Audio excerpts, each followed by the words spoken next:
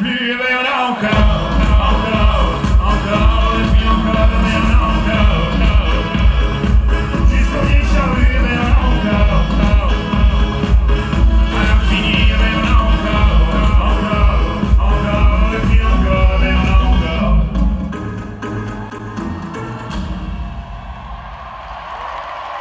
Salut à toutes et à tous. Depuis 2006, je vous fais rencontrer les richesses humaines des Vieilles Charrues. Et pour la 30e édition, je suis accompagné de Lino. Salut Lino. Salut. T'as quel âge toi? T'as 26 ans? T'as pas 26 ans? Non, je déconne, j'ai 14 ans. 14 ans, c'est une bonne blague. On y va.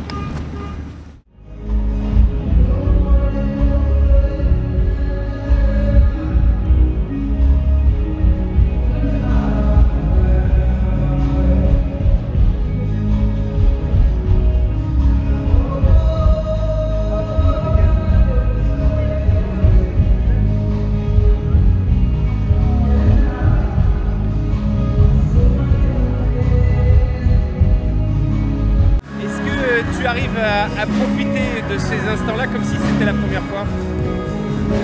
Ben, c'est sûr que quand on est sur scène, ça donne du sens à ce qu'on fait parce que on voit les artistes, on se retourne, on voit le public et là on a la vraie réponse, quoi. C'est un peu le juge de paix là et ouais, c'est quand on est là, non seulement on se dit faut être un peu solide pour prendre la guitare ou le micro et ouais, c'est là qu'on mesure vraiment le truc de dingue qui se passe entre le public et les artistes. On profite mieux d'un concert dans les coulisses? Non, après idéalement c'est mieux devant hein, parce que le son sur scène c'est quand même pas l'idéal. Là c'est un peu différent parce qu'il y a les retours sur scène mais la plupart des artistes jouent avec les IR, donc le son sur scène il est bon que pour eux, mais j'ai pas trop le temps d'aller dans le public. Non là c'est vraiment pour gagner du temps, et c'est vrai que c'est pas les conditions idéales, mais...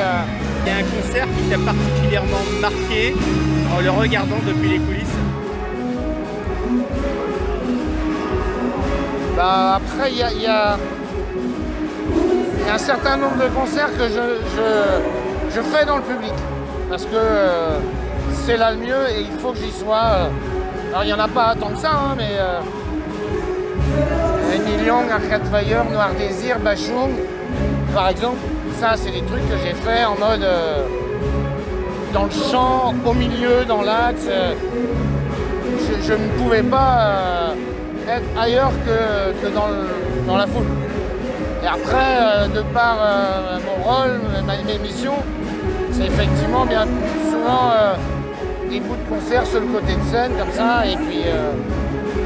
On parlait d'âme d'enfant tout à l'heure, qu'on recontacte d'une certaine façon à l'occasion de ces participations dans les coulisses, parce que forcément, on peut être très très ému, très impressionné devant des artistes. Quand tu es face à des artistes, comment tu te sens? Est-ce que tu te sens prêt à une relation comme avec n'importe quelle personne, ou est-ce que tu peux être très impressionné parfois? Après, je cours pas à la rencontre. Non pas que je m'en branle, mais s'il y a une rencontre, je suis flatté. Mais après, je suis pas, c'est ma fréquence star, quoi. Après, effectivement, Tu n'es pas une groupie? Non, je suis pas une groupie. Après, quand on me propose, voilà, Patti Smith voudrait vous rencontrer, ou Damon Albarn, je suis un peu dans mon froc. Mais j'y vais quand même parce que je veux pas louper non plus ces moments un peu dingo, et puis... Ça veut dire qu'il y a de nombreux artistes, de nombreuses grandes stars notamment, que tu n'as jamais croisé ici au Charrues Westminster par exemple? Alors oui, on en croise évidemment beaucoup, mais chacun à sa place, quoi. Moi, évidemment, les programmateurs, c'est bizarre parce qu'on jouit d'un truc, un programmateur. En même temps, je suis incapable de tenir une guitare, une batterie. Mais non, les héros Charrue, c'est les artistes, le public et surtout les bénévoles.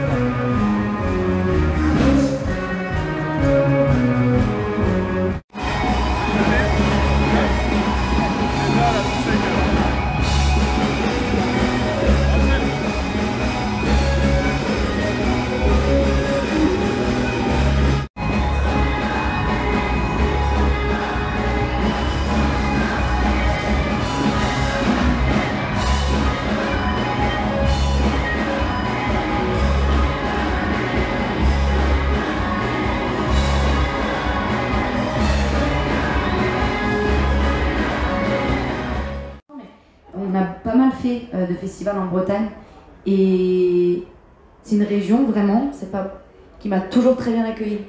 Et j'ai hâte vraiment d'y revenir plus longuement. Mon frère est en train de déménager à Rennes, à quand mon tour. Ah, alors, Bon, attends, rendez-vous est pris.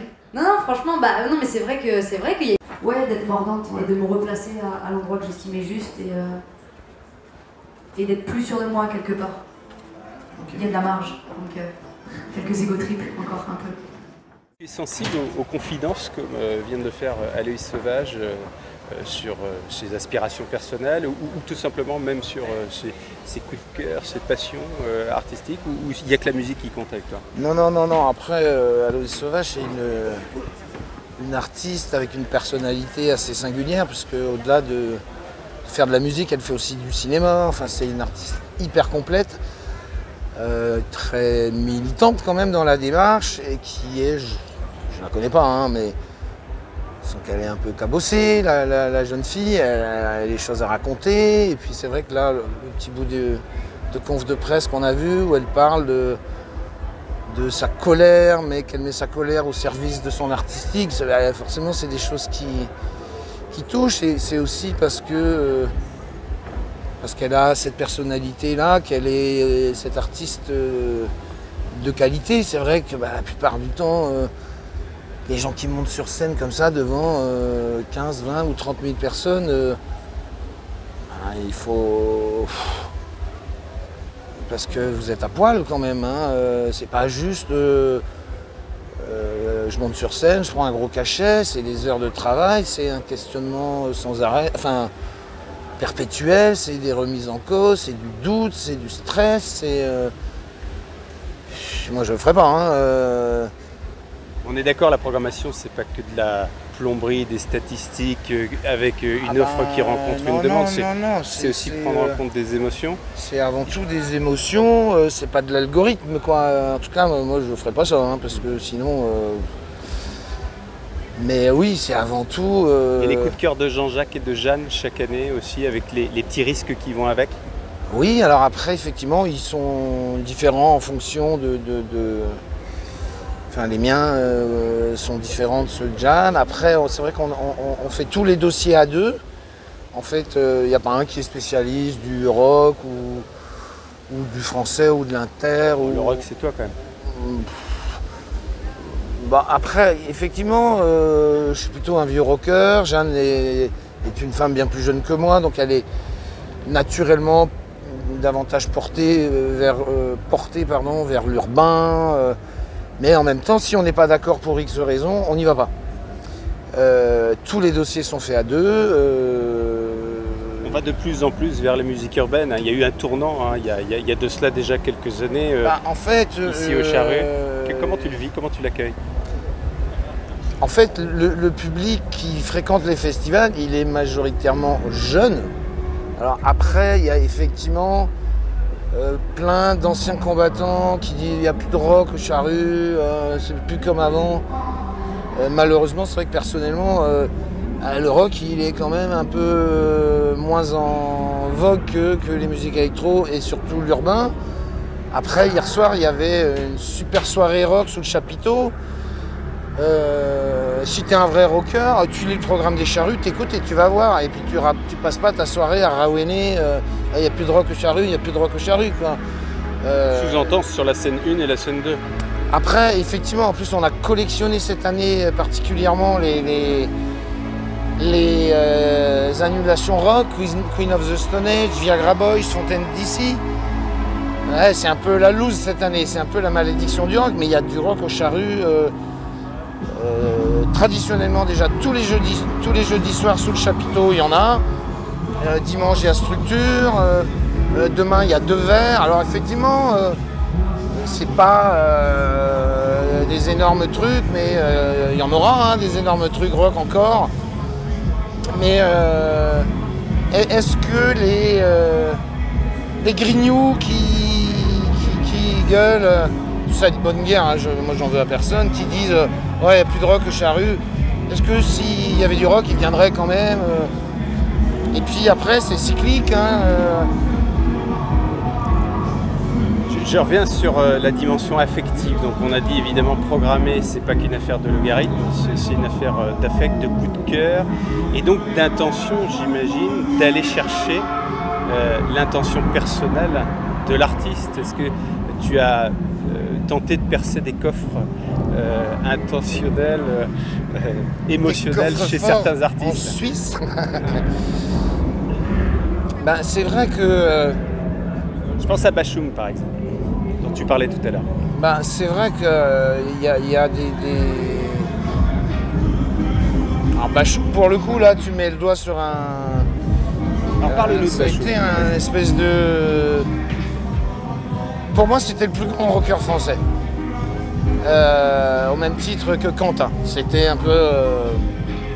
Quand Bashung est venu au Charru, j'étais retourné. D'autant plus que la première fois qu'il est venu, c'était un peu particulier. Il avait accepté de venir en guest sur le concert de Rodolphe Burger. Et il nous avait fait dire qu'il viendrait, mais qu'il fallait lui organiser dans une chapelle dans la région. Le Cantique des Cantiques. Le Cantique des Cantiques. Donc avec Jean-Philippe, on a dit oui, direct, parce que... Jean-Philippe, c'est Jean-Philippe Quignon, qu'on connaît bien sur cette chaîne, Réussir. Qui a été longtemps mon compatriote à la programmation, qui était coprogrammateur avec moi et aussi président des Vieilles Charrues, qui nous a quittés il y a maintenant 10 ans. Fan absolu de Bashung, on a passé nos nuits à parler de Bashung, de Neil Young et de Noirdes forcément. Et puis donc Bashung est venu faire le Cantique des Cantiques dans la chapelle, on l'avait accueilli comme un roi, parce que ce mec-là était un roi. Et il nous avait invités, je me souviens, sur un filage à Clermont-Ferrand. Ça faisait 7 ans qu'il n'était pas monté sur scène. Et à un moment, son manager m'appelle. Bashung, il connaissait mon prénom, quoi. Je lui dis, putain... Bon, c'est vrai qu'aussi, on avait fait une énorme bringue avec Jean-Philippe et puis avec Globos, qui était notre illustrateur, et puis Bashung au Pied de Cochon à Paris, où on avait déconné, et puis forcément on avait tellement fait les cons qu'ils se rappelaient de nous, mais c'est aussi ça, les Charrues. Et quand il est revenu ensuite, seul en scène, avec son nouveau projet, là, c'était juste un truc de dingue. Et ouais, moi ce mec, ça a été un de mes repères, même si il y a certains trucs de Bashung que j'aime moins, parce qu'il a fait aussi un peu des trucs un peu plus alimentaires, entre guillemets, c'est pas gentil de dire ça, mais il y a des albums qui sont... Je reviens au perçage du coffre émotionnel et intentionnel. Ça fait partie des artistes, j'imagine, dont tu as essayé de comprendre le sens de la démarche artistique et même philosophique. Bah, c'est vrai que on y met beaucoup de cœur, ça c'est clair avec Jeanne. Programmer, c'est pas juste dire ah c'est bien, c'est super ou c'est pas bien. C'est aussi essayer de capter un peu la démarche du mec et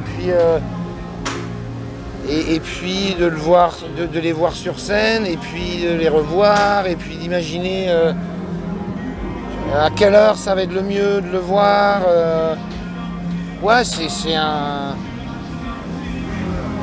On est des militants d'abord, quoi. On a envie de donner aux artistes le meilleur slot possible et que l'artiste soit accueilli dans les meilleures conditions. Et alors, c'est caricatural ce que je vais dire, mais on veut lui donner toutes les conditions pour qu'il ait juste envie de mourir sur scène au Chari en y mettant toutes ses tripes et tout son cœur, quoi. Et... C'est bizarre hein, de dire ça, mais bon.